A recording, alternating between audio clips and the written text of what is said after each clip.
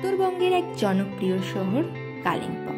এখানকার প্রাকৃতিক সৌন্দর্য উপভোগ করার জন্য মানুষ ছুটে আসে বারবার। আর তার সাথে সাথে প্যারাগ্লাইডিংয়ের টানেও কিন্তু এখন মানুষজন কালিম্পংয়ে উপস্থিত হচ্ছে। প্যারাগ্লাইডিং বা অন্যভাবে বলতে গেলে বাঁধন ছেড়ে পাখির মতো আকাশে ওড়া, এই অ্যাডভেঞ্চার অ্যাক্টিভিটির শখ অনেকের থাকলেও সাহস এবং সঠিক ইনফরমেশনের অভাবে অনেকেই করে উঠতে পারেন না। কোথা থেকে এটি করবে, কত খরচ পড়বে, তার পুরো ডিটেলস আজকে দেব তোমাদের। কিভাবে বুক করবে, ক্যামেরা ভাড়া কত পড়বে, তার সবটাই জানাবো এই ভিডিওর মাধ্যমে। এই প্যারাগ্লাইডিং হয়ে থাকে কালিম্পংয়ের ডেলো পার্কের কাছে। এছাড়া ডেলোতে আসার 200 থেকে 300 মিটার আগেও অনেকগুলি বুকিং সেন্টার পেয়ে যাবে। বুকিং কাউন্টারগুলিতে প্রথমেই দেবে একটি এগ্রিমেন্ট ফর্ম, ওটাকে ফিল করতে হবে। এর মানে হলো তুমি নিজের ইচ্ছায় প্যারাগ্লাইডিং করছো, যদি কোনো দুর্ঘটনা ঘটে এনারা দায়ী নয়। এরকম আরও নানান পয়েন্ট ফর্মে লেখা রয়েছে। ওখান থেকে বুকিং করে উপরে উঠে আসতে হবে। তার সাথে কিছু ইনফরমেশনও দিয়ে রাখি, তা হলো তোমরা যদি প্যারাগ্লাইডিং করতে চাও, যেদিন করতে চাও সেদিন এসেই ইনস্ট্যান্ট বুক করে ফ্লাই করতে পারবে। আগে থেকে বুকিংয়ের কোনো প্রয়োজন হয় না। পেমেন্ট তোমরা চাইলে ক্যাশ বা ইউপিআই দুটোতেই করতে পারবে। এই প্যারাগ্লাইডিং শুরু হয় সকাল 9টা থেকে বিকেল 4টে অবধি এটি চলে। আর তার সাথে বলে রাখি, তোমাদের বডি ওয়েট কিন্তু 80 কেজির মধ্যে হতে হবে। তখন আমায় ওড়ার জন্য রেডি করানো হচ্ছিল, কেন জানি না তখন আমার হৃৎপিণ্ড একটু বেশি ফাস্ট হয়ে গেছিল। তারপরে আবার এটা মনে হলো এই প্যারাগ্লাইডিং করার জন্যেই আমার কালিম্পংয়ে আসা, তো যাই হয়ে যায় এটা তো আমায় করতেই হবে। তো চলো একটু উড়ে আসা যাক। সত্যি বলতে প্রথমে কিছুটা সময় একটু ভয় লাগছিল, কিন্তু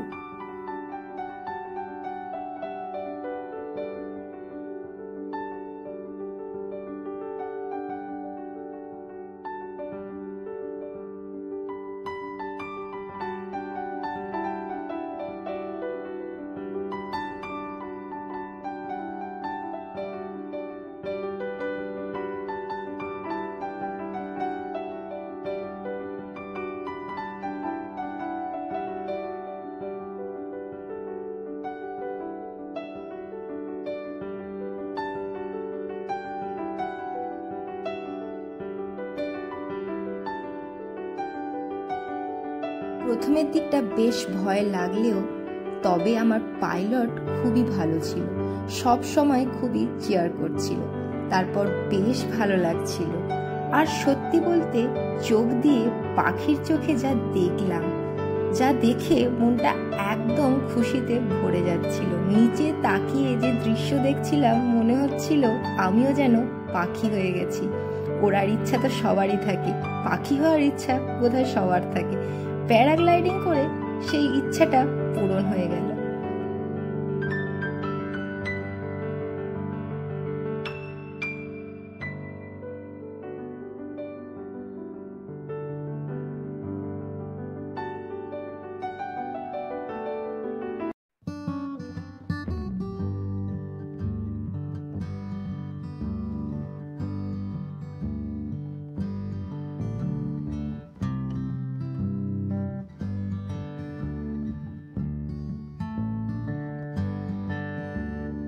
সময় যাওয়ার সাথে সাথে ভয়টা একদমই কমে গেল। এতটা উপর থেকে দেখতে পেলাম পুরো কালিম্পং শহরটিকে। মনে হচ্ছিল মেঘেদের মতো হাওয়ায় ভেসে বেড়াচ্ছি। উপর থেকে অনেক জিনিস দেখতে পেলাম, আর দাদার থেকে সব জিনিস জিজ্ঞাসা করে জানছিলাম। বেশ ভালো লাগছিল। বয়স থাকতে থাকতে এই সব অ্যাডভেঞ্চার স্পোর্টসগুলি করে নাও বন্ধুরা, বয়স বেড়ে গেলে কিন্তু এই সব আর করতে পারবে না।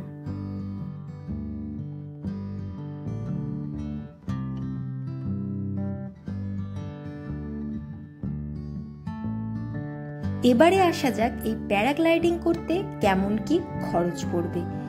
আমার প্যারাগ্লাইডিং করতে খরচ পড়েছে 3000 টাকা, তার সাথে গোপ্রো ভাড়া 500 টাকা।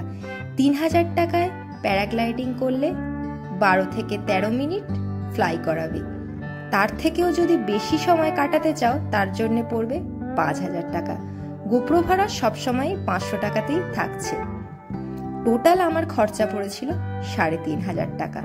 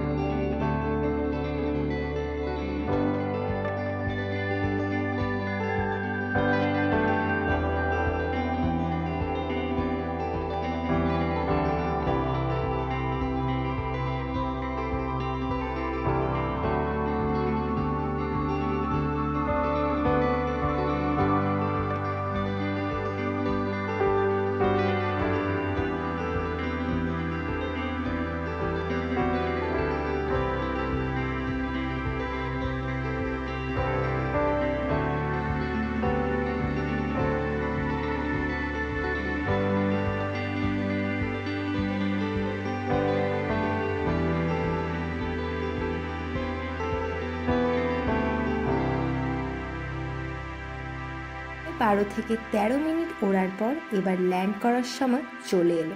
এবার প্রশ্ন হলো ল্যান্ডিং কোথায় করানো হয়? যেখান থেকে ফ্লাই করে ল্যান্ডিং সেখানে হয়, আরেকটা নিচেও হয়ে থাকে।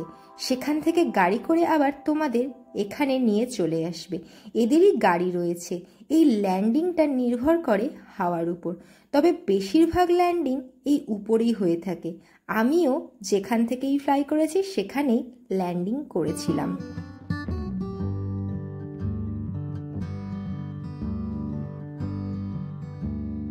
ফাইনালি আবার মাটি ছুলাম আর মনে হলো ইয়েস আই ডিড ইট। ভিতর থেকে যেন যুদ্ধ জয়ের মতন একটা ফিল এলো। কাউন্টার থেকে বুকিং করেছিলাম, সেখানে আবার ফিরে এলাম। ওখান থেকে গোপ্রোতে যে ভিডিওটা করা হয়েছিল ওটা নিজের ফোনে কালেক্ট করে নিলাম। নেক্সট ওখান থেকে একটা সার্টিফিকেট দিল।